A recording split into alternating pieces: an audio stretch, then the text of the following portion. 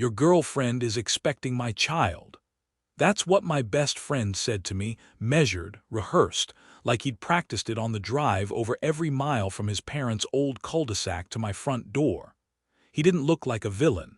Villains in real life don't twirl mustaches or cackle. They shift their weight from one sneaker to the other, rub their palms like it's cold in July, and try not to blink when the truth lands. I didn't flinch. I just looked back, then at her, then at the coffee table between us. A battlefield that still held the ring-shaped ghosts of last week's mugs, and said, with a voice even I didn't recognize, "You'll be an excellent father." Relief hit his face like warm light through frosted glass, as if my blessing were the last password locked behind grief. That's when I reached for the paper I'd folded and set aside on the counter hours ago. A clinic summary, dates in black ink that didn't argue, a calm line near the top reading, "Patient progressing favorably at 20 weeks." 20 weeks, which is 5 months, which is 2 months before I met her. Everything that mattered then fit into the space between those numbers. He looked from the report to her stomach, then to me, back, forth, back, like a metronome counting down to a detonation he couldn't disarm. She reached for a sentence that might save her and came up with, "It must be a mistake," as if the calendar could be bullied into mercy. The room contracted, a diaphragm of silence and near breath. I didn't yell. Yelling is something people do when they're still trying to be believed. I had a document. Let me go back, not for pity, but for the architecture. I'm 28, the sort of person who labels chords and keeps instruction manuals in a folder marked originals, as if a warranty could guarantee character. The apartment, a 3-bedroom in Dallas, was in my name because someone had to sign. It never felt like power, it felt like legibility. Ben and I, 20 years of colliding summers, scraped knees, late-night drives, birthdays that forgot to feel different until the cake was gone. Our mothers traded recipes and Tupperware alike. Our fathers coached Little League in the same sun and gave the same tired speeches about hustle. We were stitched into each other so early that we forgot to check if the seams were strong or just habitual. Crystal arrived like weather, a high-pressure system that made every conversation feel clearer and quicker. She laughed with her whole face and asked questions like she could feel for the answers through the skin. 6 weeks in, she had a toothbrush here and a sweatshirt there. When Ben suggested she take the spare room because it's what we're already doing, it sounded reasonable, adult, efficient. I drew up a sublease, a ritual that felt like washing hands, not romance-killing, just hygiene. She signed with a flourish, transferred her share of the deposit like someone proud of following the rules she chose. If the universe had a kind streak, this is where the story would flatten into chores and date-night negotiations, and a minor argument about Brussels sprouts. But soft endings require soft beginnings, and mine wasn't soft. It was quick, bright, and full of missing edges. Little things wobbled. A laugh from the kitchen at 1:12 a.m. spilling at the exact moment, a pot clanked. 2 coffee cups left on the counter rinsed but not washed. Her phone lighting up with unknown that somehow always knew when I was in the shower. I told myself I was insecure. Paranoid is what you call a gut you haven't consulted long enough. Then the printer hiccuped out a page that wasn't mine. Hours before the confession, Crystal had been printing something for a temp paperwork thing, and I'd left it alone because respect in a house often looks like benign neglect. I glimpsed the header when I picked up my own documents, her name, a practice address, and that line, 20 weeks. I folded it without reading the rest and put it on the counter, telling myself that not snooping could hold up a collapsing wall. We sat in the living room later, him threading his fingers like prayer beads, her studying the corner where the ceiling meets the wall, as if geography could suggest a better story. "We didn't plan this," he started. "And we love each other," she added. And somewhere in the middle of their overlapping choruses, I stopped hearing words and started hearing days turning to weeks without me in them. I said, "Congratulations, future dad," and watched hope inflate their lungs before I let the air out with the report. It would have been so easy to detonate with them, to torch the room, to break plates and the illusion of being good in one satisfying gesture. Instead, I picked up my phone, opened the calendar, and set a reminder titled Move Out Inspection. 30 days. When their shouting looped back to the same chorus, I raised one hand like I was answering a question in class and said, "I need both of you out by then." He sputtered about friendship. She deployed the word pregnant like a force field that must not be questioned. I pointed to the subleases. Paper doesn't care how you feel. Later, alone in my room, the shaking came. Not because I'd proven anything, but because endings take muscle. I didn't lock the door. Predators don't knock. They sit beside you on the couch and offer to split utilities. Day 1 felt like a professional email. Day 2 felt like a dare. They stayed. Of course they did. Shock became strategy. Ben left his muddy shoes on the new rug like a flag. Crystal scraped my nonstick pan with a fork as if every warning label were an opinion. "We need to be sensible," she said, palm on belly, chin lifted to that angle that renders empathy a weapon. "It's not feasible," he said, chopping onions without looking at me, seasoning an argument with familiarity. The old me, a curator of second chances, would have negotiated himself into a corner and named it compromise. The new me opened my laptop. Change passwords, audit streaming services, cancel orders placed through my Prime. The $80 prenatal vitamins purchased the morning after their confession got the axe first, not to hurt, but to bruise a habit. Email the landlord. Formal tone, lease section cited, sublease clauses attached with highlights that glowed like runway lights toward the exit. Predictable pushback returned. As long as rent is covered, inter-tenant conflicts are your business, which is a landlord's way of saying, "I'm not your judge, bring me a statute." I replied with Section 7B and dates no calendar could refuse. Paper wins because it doesn't get bored. They tried the social front next. Mutual acquaintances texted with concern flavored like accusation. "Crystal says you're unstable. Ben says you're being vindictive. You can't evict a pregnant woman, can you?" I sent one message to the 5 who matter. "She is 20 weeks pregnant. I've known her for 12. I'm handling it via leases and documentation. Please don't engage on my behalf." Dates are immune to gossip. The hobby friends drifted toward heat. The real ones planted themselves in the shade beside me and asked what size boxes to bring. Ben ambushed me by the door about deposits. "We need our money back to get a place," he said, tone oscillating between plea and decree.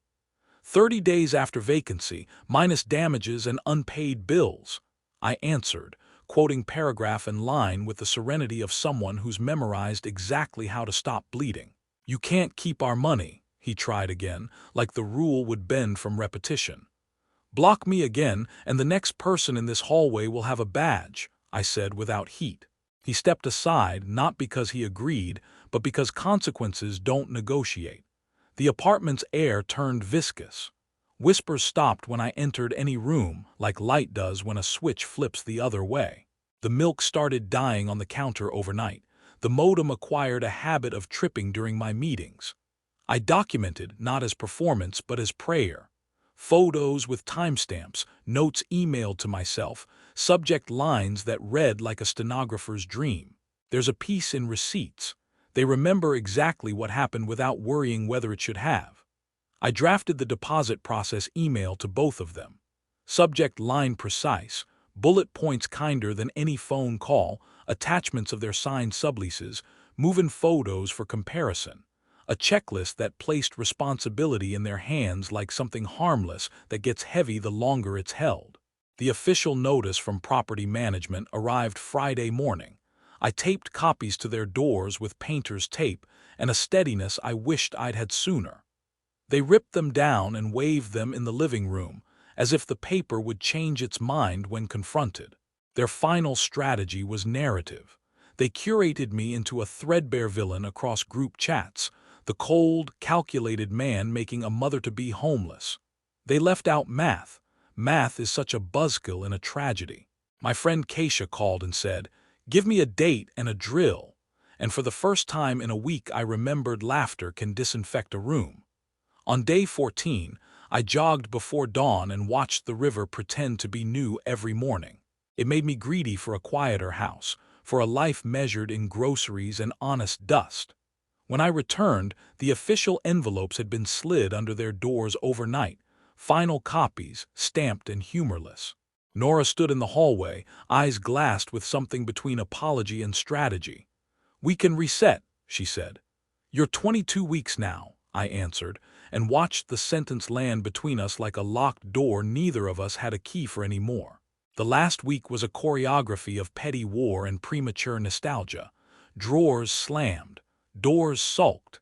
Cabinets stood open like mouths mid-argument. I scheduled 2 move-out inspections, noon and 1, separate enough to prevent mutual encouragement. They left before lunch on the final day, keys in an envelope taped to my door, the tape laid with a care that tried to masquerade as remorse. No note. Silence is a kind of signature. The apartment, newly unpeopled, told me a story without adjectives. Deep wall scratches in Crystal's room where a dresser had been dragged like a wounded animal. A dark carpet stain ringed with lighter edges like a failed eclipse. A bathroom that smelled like the ghosts of everyone's bad morning. Ben's room, smoke detector removed, as if dodging alarms were a life plan instead of a fire. I took photos, angles, distances, close-ups that found the narrative in the texture of a scuff. 50 pictures, then 70. The camera didn't mind. I called a painter. He arrived with a roll of plastic that made the room sound like rain. He measured damage without judgment and quoted $450 with the frankness of someone who knows how long it takes for a wall to unlearn a collision. The carpet cleaner warned me the stain was a personality, not a mistake, and charged $150 to see if it could be taught manners. A deep clean for both bedrooms and the bathroom. $300, a number that smelled like eucalyptus and new beginnings. New smoke detector. $25, purchased with the solemn joy of someone restoring an alarm that never lied. Outstanding utilities split to the cent. $88.50, a decimal point that felt like an ethic. I built the spreadsheet like a map for future me, itemized and bordered with columns that didn't argue and totals that didn't flinch. Then I drafted a letter that didn't audition for virtue. Deductions listed, comparisons attached, move-in photos clipped beside move-out realities, certified mail receipts purchased as proof not of righteousness, but of process. The remaining deposit, fair and exact, went out by check with a photocopy for my records. Closure in this world wears stamps. The group's social weather calmed, then changed. A few acquaintances vibrated toward Nora's self-authored saga. Some posted vagues that performed sympathy for imaginary harms. The people who matter showed up with boxes, jokes, and a refusal to let me apologize for being the one who stayed true to arithmetic. Keisha mounted a new set of shelves and said, "We're raising the I line in here," which is the kind of sentence that fixes more than a room. My mother mailed a recipe card in her handwriting. Chicken soup for when you're tired of being strong, as if stock and simmer could fill a hole made by betrayal. Jonah's mother texted, "I'm sorry for the part that is mine," which is to say she raised a son who forgot the difference between sanctuary and secrecy. I typed "thank you," and did not add what else forgiveness would ask if it had more time. Rumor said they were in his parents' guest house, the romance finding out that truth is expensive and payments are monthly. I hoped the baby, who never asked for any of this, would inherit a calendar that told gentle stories. I found a photo while sorting the closet. Me and Ben at graduation, arms hooked, faces open like doors with no locks yet. I sat on the floor and let grief knock. It entered, looked around, and left without stealing anything. I boxed the picture and labeled it history, not evidence. There is a difference between a museum and a shrine. One tells, the other worships. Nights softened. I slept with the window cracked, the city speaking a quieter dialect. I cooked one-pan dinners and didn't correct anyone's spatula choices because there was only me to choose. I replaced the rug with one that didn't know any stories yet and promised to earn them slowly. Peace didn't arrive like a parade. It arrived like a calendar notification that repeats monthly and becomes a rhythm. The lease renewal email hit my inbox with my name alone on it, an unremarkable subject line that felt like a coronation. I printed it, signed it, scanned it, filed it. Rituals that used to bore me, now sacraments. I labeled a folder boundaries, and inside it placed copies of the subleases, the notices, and the letter that explained deductions without disdain. I keep it not because I anticipate war, but because peace also likes documentation. I met someone by accident at a Saturday repair cafe, a community thing where people bring broken toasters and bent bicycle wheels and leave with hope threaded through new screws. Her name is Maya. She talks to malfunctioning appliances the way good teachers talk to exhausted students. We shared a table, triumphantly rewired a lamp that had given up on brightness, and walked out into a sun that didn't feel like it was trying too hard. I told her I was practicing life in present tense. She said she was trying not to run ahead of her own breath. We swapped first names and a promise to come back next month, not for romance, but for continuity. The past made a few encore attempts. An unknown number texted, "You should be ashamed," which is a sentence that assumes I haven't been and doesn't know how little I want to be anymore. A screenshot floated to me. Nora's vague post about cruelty wearing a halo. I didn't reply, not out of strength, but out of a newfound understanding of where strength is useful. I watered the fern instead. Its soil darkened slowly and evenly, a lesson in enough. Jonah knocked 2 weeks after the deposit checks arrived. He looked older in the way regret ages people. It doesn't add lines so much as erase certain lights. "I came to say I'm sorry," he said, voice wobbling at the edge of adolescence where we left it. I didn't unhook the chain. Contrition is not a key. "I'm not the version of me who did this," he added. "I know," I said. "I'm not the version of me who accepted it." He nodded like agreement was a kind of weather and left. Maya came by with a toolkit and a plant that thrives on neglect. We rehung the smoke detector together and tested it with a match. It screamed confidently, and we laughed the sort of laugh that leaves no bruise. Later, she traced the baseboard's new paint with one finger and said, "Sometimes the house is the person who forgives you first." I thought of every email, every receipt, every clause that held when I didn't. That's what the paper was for. Not vengeance, but scaffolding. When the new lease arrived countersigned, I filed it and closed the drawer. I stood in the middle of the living room and listened. Not for danger, not for whispers, just to confirm that quiet can be honest. The lamp we'd fixed at the repair cafe glowed a steady, satisfied yellow. The rug remembered nothing. The fern exhaled. If anyone asks how I survived, I'll say this. I trusted paper and the calendar when my heart couldn't be trusted, and I let small, boring actions build a life robust enough to host joy again. Predators didn't live in my closet. They lived in assumptions I no longer feed. Dates don't lie, and neither do smoke detectors. The next time someone says, "We didn't plan this," I will point them gently toward the part of the story where planning doesn't matter and proof does. Some miracles arrive as signatures, some as receipts. The rest is maintenance.